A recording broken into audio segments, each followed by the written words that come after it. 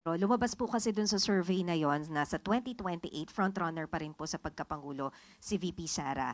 And kapag tiningnan po natin yung mga nasa top, mukhang wala pong kaalyado si PBBM dun sa mga frontrunners. Ano po yung take ninyo dito, ma'am? Ibig sabihin niyan po ay ang Pangulo po ay concentrated sa kanyang pagtatrabaho para maibigay ang nararapat sa taong bayan.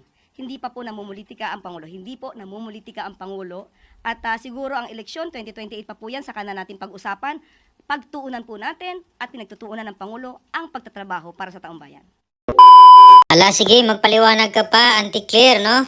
Bakit hindi man lang nakapasok dito kahit sa top 5 itong kaalyado ni President BBM, no? Dito sa lumabas na survey ng WR Numero Research na kung saan ay ito po ay survey para po sa mga presidential sa 2028 mga kababayan at katakataka dahil wala nga po siyang kaalyado no itong administration mga kababayan kahit man lang dito sa top 5 o kaya sa top 10 mga kababayan yung kanyang pinsan na si House Speaker Martin Romualdez ay nasa number 12 ay grabe number 12 mga kababayan nakakuha lang ng 0.7%.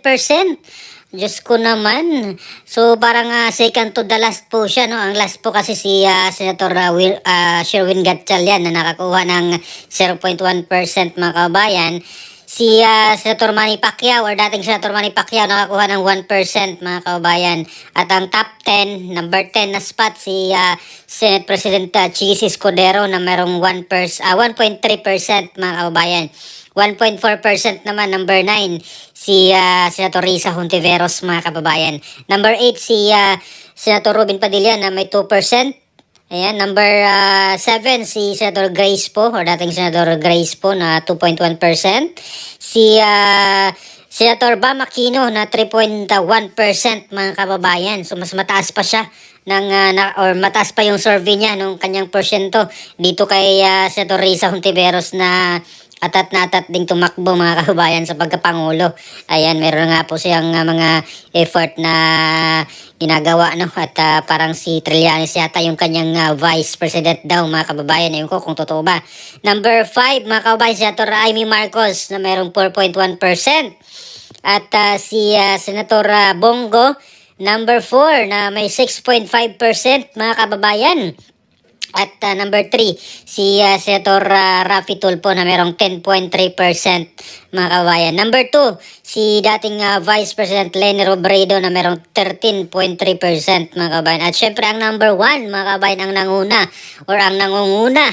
Ayan, so si VP Sara Duterte mga kabayan, 31.4% ang kanyang nakuha. Napaka-overwhelming. Ang layo ng sumunod sa kanya na si dating Vice President Leni Robredo na merong 13.3% mga kababayan. So grabe, wala pa daw pong ginagawa ang Pangulo ha, sabi ni Auntie Claire Castro, ni Yussi Claire Castro, hindi pa namumulitika kaya hindi daw nakapasok dito yung kanyang mga kaalyado or yung kanyang kaalyado ang kanyang magiging manok mga kababayan.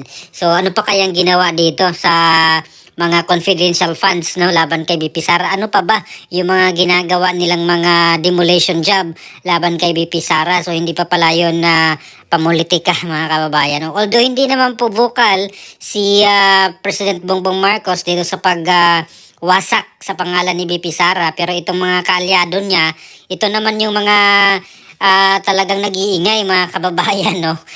Parang ano dito si PBBM wala daw siyang kinalaman, pero itong mga tauhan niya, itong mga kaalyado niya ay yun naman mga kababayan ang mga ahente na tumitira dito kay BP Sara.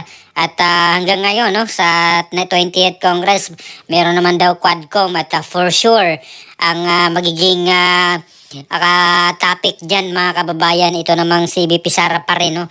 Ang walang katapusan na confidential funds ni BP Sara. At itong pagbiyahe niya dito sa labas ng bansa ay pinutakti rin mga kababayan. So dito naman, ito naman siguro yung bago nilang topic, itong pagbiyahe ni BP Sara dito sa ibang bansa para kausapin yung mga Pilipino doon na nagtrabaho at baka hindi siguro nila masilip na personal money itong ginastos ni BP Sara dahil personal trip nga po ito mga kabayan, no? Pag deklara ni BP Sara personal trip ito, hindi ito official. Pag sinabi daw official ay talagang budget ng gobyerno ang ginastos, no, or pera ng bayan ang ginastos para doon, pero ito ay personal trip niya at walang gastos dito ang gobyerno. At para sa aking opinion mga kababayan, pansin ko lang dito kay Yussi Claire Castro, pag medyo maganda yung itanong ng media, no, dito sa kanya, pag tumaas yung survey nila ay talagang ang ganda ng mga sagot niya, ang haba mga kababayan, parang ganadong-ganado siyang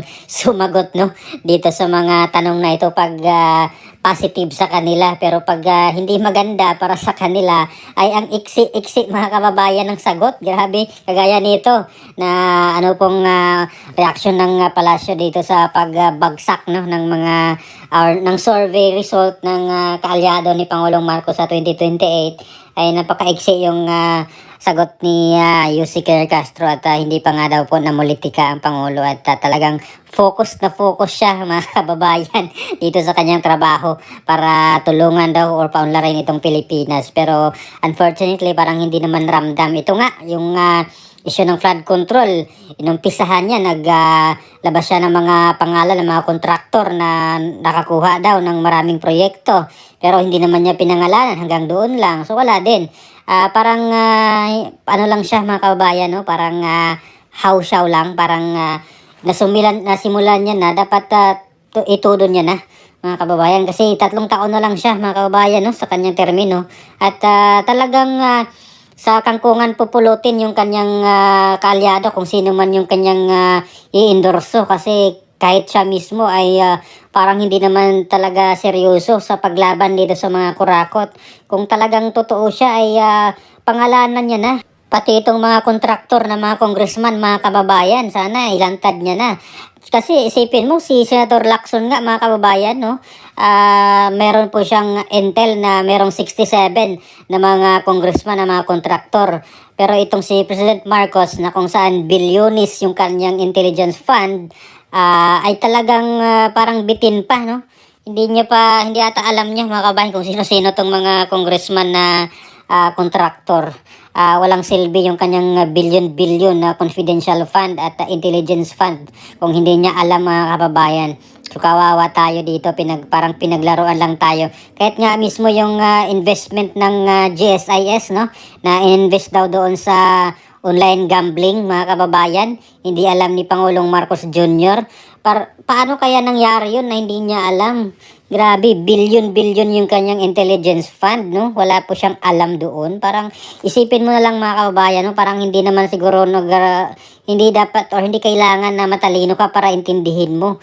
Hawak mo lahat ng mga intel ng gobyerno, ang laki ng budget mo, pero itong ganitong klaseng investment hindi niya alam pala na yung pera ng mga nagtrabaho sa gobyerno, itong sa GSIS ay ininvest nga doon sa online gambling na kumpanya. Ayan, so talagang iwan ko ba mga kababayan. At para sa akin talagang totoo yung sinasabi ni Pangulong Duterte na weak leader, no, itong si Pangulong Marcos Jr. mga kababayan.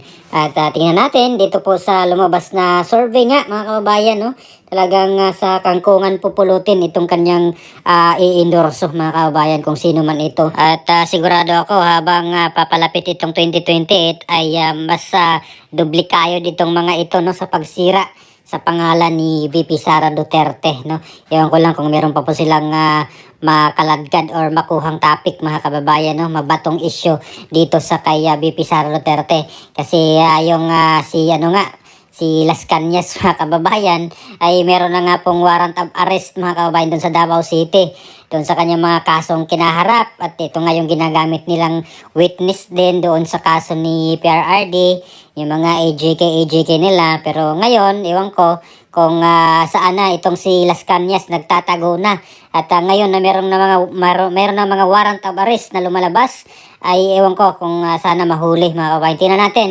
kung mahuli ni General Torre itong si Las Cañas mga kababayan. Tingnan natin kung kaya ng powers ni PNP Chief Torre, no, na hulihin or dakpin itong si Arturo Las Cañas na ngayon ay naglayas na, nasa ibang bansa na siguro nagtago, mga kababayan. So ano pong opinion dito, mga kababayan, sa statement, no, or sagot ng Malacanang patungkol dito sa WR survey, na kung saan ay si VP Sara ang nanguna dito sa mga presidentiables, no, sa 2028 presidential election. So please comment down below. Maraming salamat. God bless po sa ating lahat.